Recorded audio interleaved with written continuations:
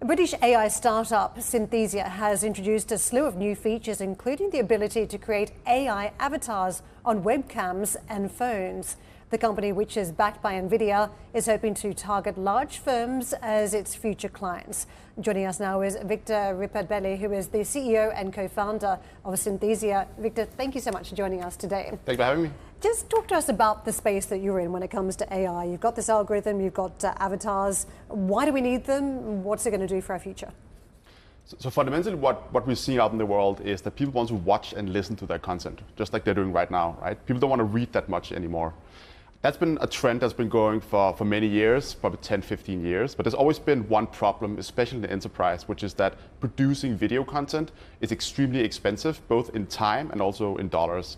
So most enterprises default to communicating in text, PowerPoints, slide decks, emails, although they want to communicate with video. And AI is this amazing new technology that actually unlocks the creation of video content without having to film it, but simply generating with AI instead. So it's a much faster, much more efficient process to communicate and knowledge share. What's the cost of production when it comes to producing an avatar like this versus what it's been in the past where you would have used, say, a human to do so? Sure.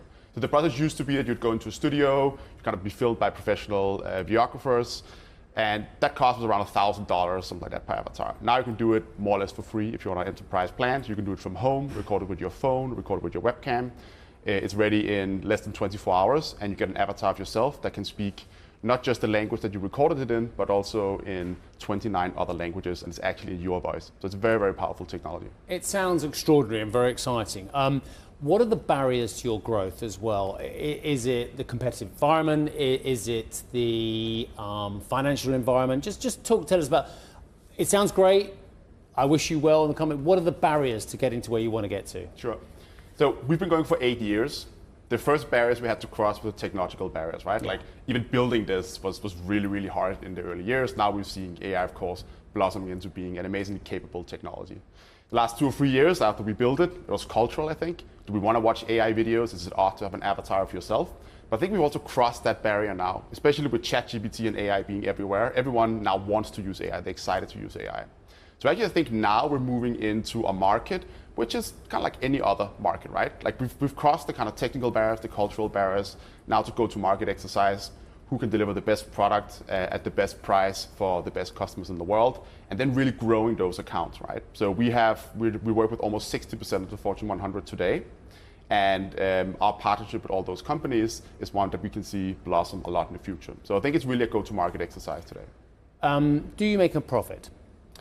We don't disclose that, but we have a very solid business, and for us it's always been very important to build an actual business, not just a vehicle to raise VC funds. What are the barriers to further monetization of your product then, given that you won't disclose whether you're making a profit or not? So one of the key things that's exciting about this technology is actually taking what we think of as video, which is a linear broadcast type of medium, making it into something different, right? So in the not so distant future, you can probably have a conversation with an avatar, for example. You can have personalized videos. We can do a lot of things with these videos that you cannot do with a normal video. And once we move into that world, an entirely new market opens up, right? It's no longer about just creation and distribution on channels like YouTube. It actually becomes an entirely new technology where I think every company in the world will be creating and hosting the content themselves. Technology is amazing, and I'll leave Karen to some of that as well. I just want to ask you a little bit more about the financing under the hood as well. You won't tell me about your financial numbers, and that's absolutely fair enough. You don't have to do that. But in terms of, we had a guest sitting in that seat about an hour ago, and she was talking about how second, third, fourth rounds of financing have come at more sober pricing levels at the moment. Mm-hmm. At VC, which has been used to investing and then putting more investment in at higher levels, they haven't had to do that at latter stages, and that's raised a lot of questions about the growth of the products and the growth of the revenue as well. How is the environment in terms of financing at the moment for AI? Because people are getting a lot more sober all of a sudden about a lot of companies, not Nvidia, that's in a different planet, but about the rest of the ecosystem. Yeah. Well, I think in tech, it's definitely a tale of two cities, right? If you're doing anything that's non-AI, it's very, very difficult, especially in the later stages. I think for AI, it's a bit more rational than 12 months ago. We still see some, I think pretty crazy deals where you, as a founder, think like, well done to the founders who closed that funding round. Yeah. But I do think what we're seeing now is a bit more back to rationality. Is this an actual business? What is the margin profile of the company? What's the competitive landscape look like? So I think it's gotten harder than it was 12 months ago. But I think for businesses that have managed to build an actual business that's growing fast with good margins, I think it's still a great environment to fundraise in. We're hearing really mixed reports from the industry about the adoption of AI. So the Nvidia story, we've got big companies with deep pockets buying the chips, but at the other customer side, where we've still got high interest rates and people are watching their spending very closely, corporates are somewhat reluctant to spend too much money on AI. What's getting your technology across the line? I mean, who's willing to adopt this technology now and say over the next 12 months? So I think there's what I call the holy grail problem in enterprise right now, which is that every exec right now has a very easy time imagining the sort of ultimate state of these technologies, right? You just have one big AI system that does everything for you. And we'll probably get there at some point, but the sequencing in between is the hard part. And I think what a lot of companies that sell AI are facing now is what I call kind of AI letdown, which is that they promise a lot of things and they kind of almost work, but they're not really there yet, right? And those last 10, 20% really matters. So I think companies winning right now are companies that can demonstrate actual business value in a short amount of time. And Synthesia is one of the products where literally just in half an hour, I can prove how we can deliver value to your business. I want to bring up deepfakes because it feels as though what you're doing could have the ability to do that.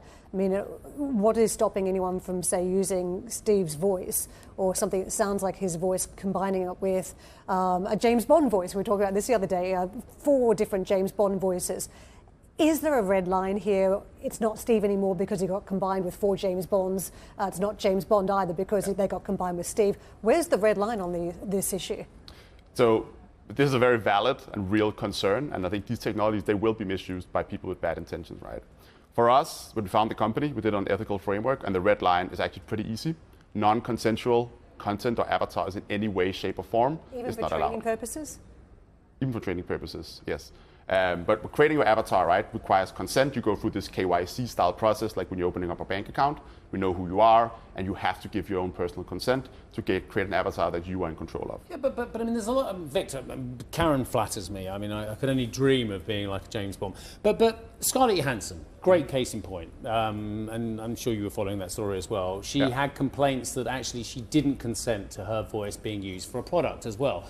So they went away, and it may well be the case that they came back with a similar voice to Scarlett Johansson rather than Scarlett Johansson's voice. Again, I don't want to get involved too much because there are legalities involved in this story as well. But dare I say, Karen's got a wonderful dulcet tones as well. But if someone had a similar to Karen Cho voice rather than a Karen Cho voice, that is not just a little bit cheeky. That's actually some form of theft, isn't it?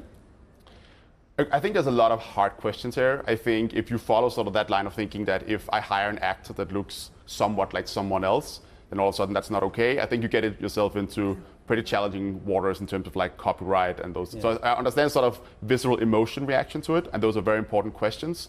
But I don't think it's as black and white. No, of course, it's not, making a voice of someone without the consent, I think that's a total no-go. I don't think there should be any questions around that.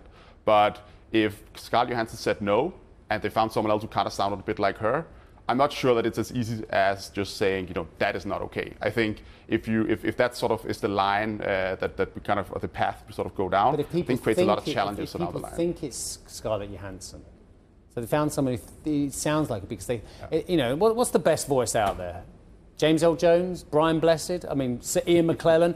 If you think you're listening to Sir Ian McClellan, or you think you're listening to James L. Jones as well, that's the problem, isn't it?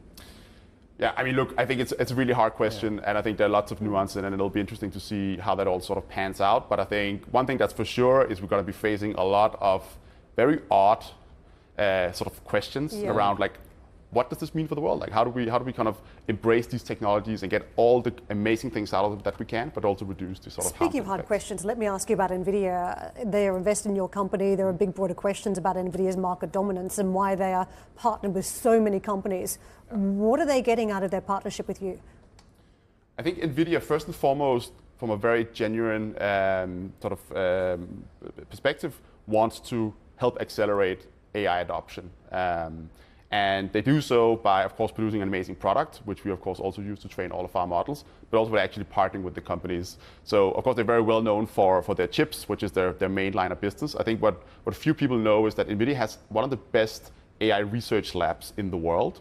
They're very good at training these very large models, and that know-how and expertise is valuable for us as a company, but it's also valuable for them, right? Because it makes us a better customer. So I think it's one of those things where it's just like a very, very symbiotic relationship they can have with startups that are producing AI technologies.